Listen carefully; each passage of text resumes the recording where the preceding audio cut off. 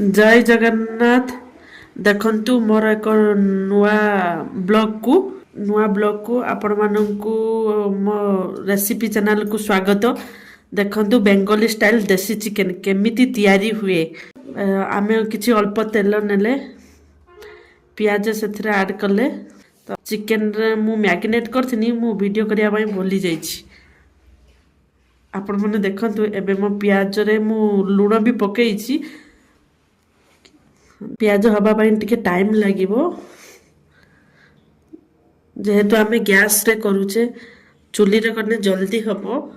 आमे गैस रे करूचे आमे एबे अदा रसुण पेस्ट करी के रखिथिबा अदा रसुण पेस्ट आमे एथिरे अदा रसुण पेस्ट करिबा।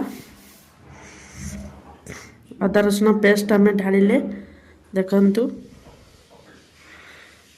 एबे अदा रसुण पेस्ट आमे देई देले सेथिरे तापरे ताको मिक्स करिबा। मिक्स करला परे देखंतु अल्प हळदी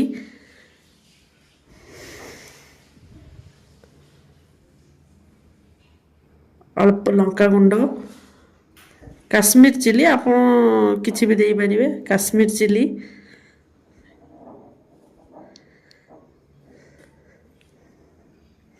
गरम मसाला नहीं जीरा पाउडर गरम मसाला धनिया पाउडर ऑप्शनल आपण चाहिए भी देई परिबे।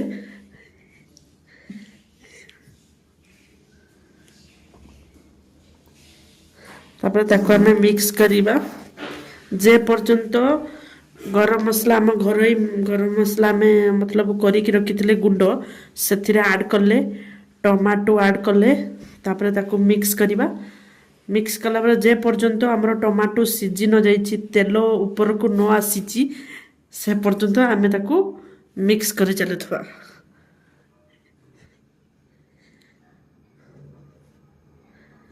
देखंतु एबे मोर हेई आसिलानी तापर किछि धनिया पत्र मु एटी काटी नउची। देखंतु किछि धनिया पत्र काटी की सेथरे आमे ऐड करिबा। जो मसला करिछे सेइथिरे आमे ऐड करिबा किछि धनिया पत्र ताको पुणी मिक्स करिबा। जेहेतु मोर गैस ना तो टिके लेट होउची चुली रे कले आ टिके जल्दी होबो सेथिरे आमे ऐड करले। एबे देखंतु मोर अल्प मतलब हे गलानी अल्प टाइम लागिबो। एबे टिके पानी भी देले आमे फिर ताको मिक्स करले एमिति मिक्स करी चलथिबा जे पर्यंत मतलब तेल ऊपर को न आसीछि एमिति आमे मिक्स करी चलथिबा। देखो तो आपण माने चाहिए भी अल्प पानी दे पारिए। मु जेहेतु मतलब चुली रे ना आपण पानी टिके बेसी दे पारिए मोर गैस रे अल्प पानी देछि। देखंतु एबे मो तेल ऊपर को आसी गलानी।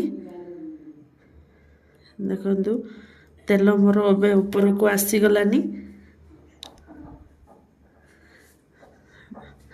मु मतलब मु हला सेटी हला जो चिकन बॉयल करथिनी से चिकन बॉयल रे मु तेल गरम मसाला आउ हळदी लूण स्वाद अनुसार लूण देइथिली मिक्स करिकी सेटी मु मतलब मिक्स करिकी सेटी मु रखिथिली ताको मैरिनेट करिकी रखिथिली। एबे मसाला जो तेल ऊपर को आसीबो आसिला परे हमें आम चिकन देसी चिकन को सेथिरे ढालिबा। सेथिरे आमे देखंतु मोर तेल एबे भी माने ऊपर को आसिलानी। देखंतु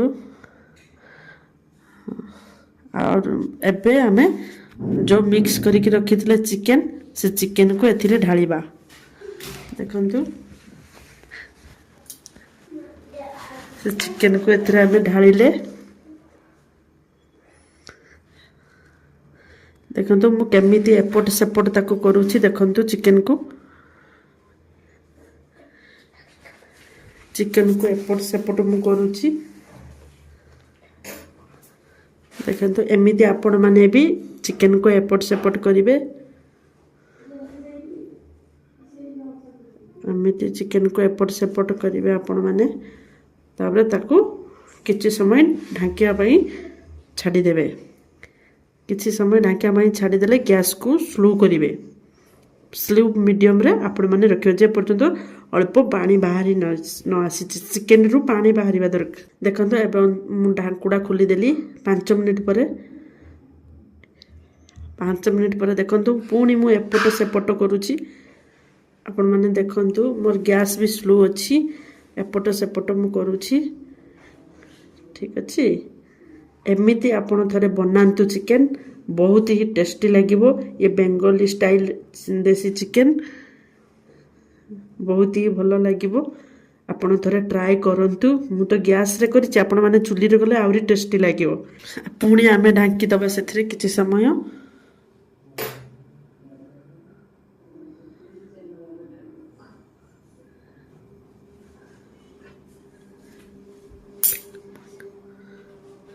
ପୁଣି ଦେଖନ୍ତୁ ମୁଁ ଏପଟ ସେପଟ କଲି।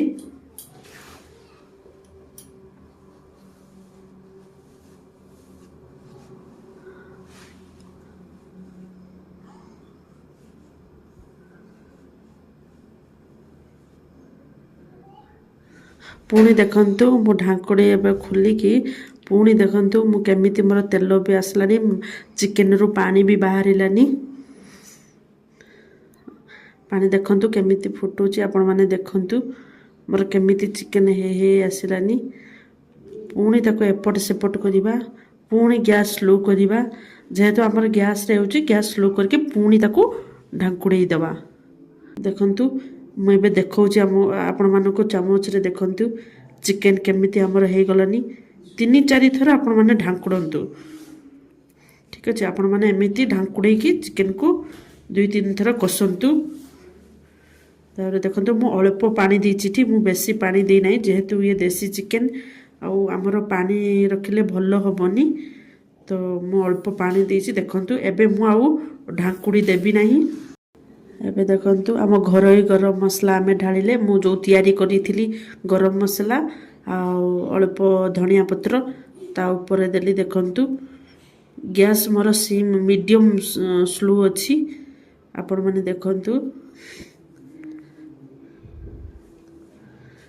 ମିଡ଼ିୟମ୍ ସ୍ଲୋ ଅଛି। ଦେଖନ୍ତୁ ମୋର କେମିତି ମତଲବ ସ୍ଲୋ କରିଛି, ଆସ୍ତେ ଆସ୍ତେ କେମିତି ଫୁଟୁଛି ଦେଖନ୍ତୁ। ଏବେ ଆମର ଚିକେନ ପୁରା ରେଡ଼ି ହେଇଗଲାନି।